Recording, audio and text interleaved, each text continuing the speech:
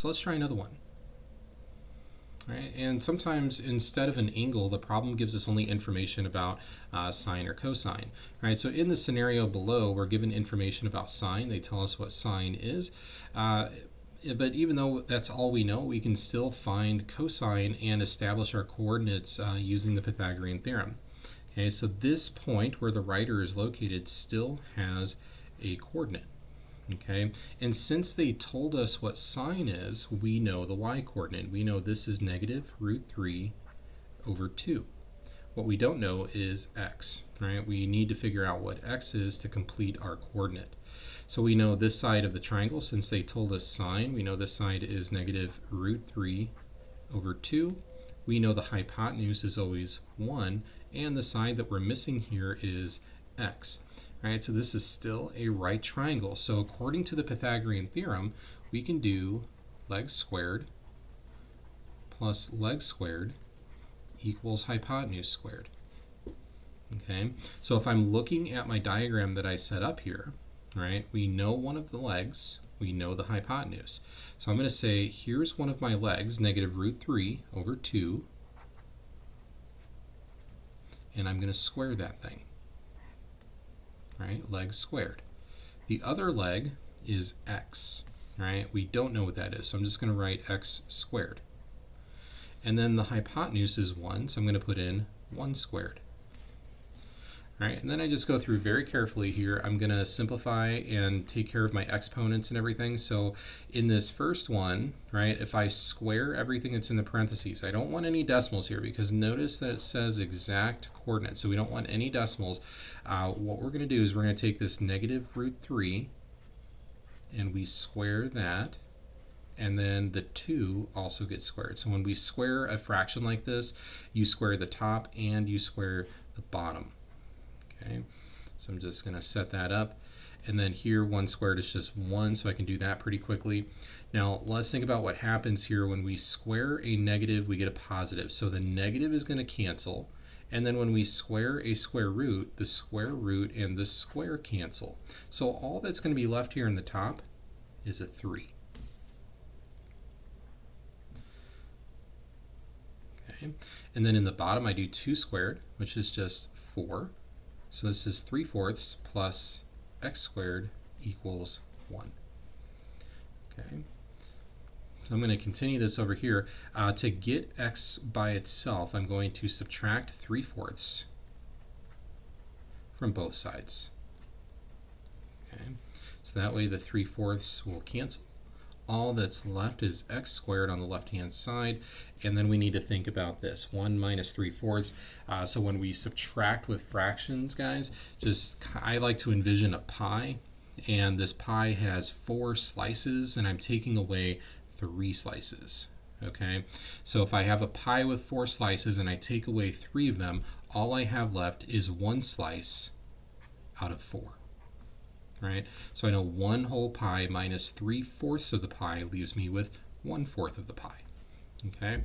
Now I'm going to finish this off. Since this is x squared, I just need to square root both sides of this equation, and the square and the square root cancel, so all we have left is x. And when we square root a fraction, you square root the top and you square root the bottom. Right? So square root of 1 is just 1. And the square root of 4 is just 2. And guess what? We just finished our coordinate. We found out that x, oops, and there we go. So those are the exact coordinates. And just keep in mind, when the instructions say exact, okay, this is important. Do not put any decimals in your answer, okay? They want the fraction, they want the square root. They don't want you to put that into your calculator. All right, so just leave the coordinates just like this. All right. The other thing to keep in mind is to make sure that you check your position on the unit circle. So notice that my horizontal distance here goes off to the right, so I know x has to be a positive number, which we did get. We got a positive 1/2. And our sign is negative, right? The vertical distance is negative here because it's going down. So that means we need to make sure that there is a negative on the sign value. Okay, so you do need to check that at the end of each problem. All right, let's do one more just to make sure we got it down. So in this scenario, they tell us that the sine is negative root 2 over 2. So this is where our writer is located. And since they told us the sine, they told us this side of the triangle. They told us about the vertical distance or the height, right? And this is negative root 2 over 2. Now we know the hypotenuse is always 1. And what we don't know is the x value here, this horizontal distance of the triangle. All right, so they're going to give you some piece of the triangle. One piece you always know, that's the hypotenuse. So it always sets up a nice Pythagorean theorem that we can set up. All right, we're going to go ahead and do this here. So we've got legs squared plus legs squared equals hypotenuse squared. This is one of our legs, so I'm going to say negative root 2 over 2 squared plus x squared, that's our horizontal distance, equals our hypotenuse squared, which is just 1, so there's 1 squared. And then remember, we square the top and we square the bottom here since it's a fraction. Okay, when we square a negative, we get a positive, and when we square a square root, the square root and the square cancel, so it's just going to be a 2 up here. And then we square the bottom, so that's going to give me a 4. And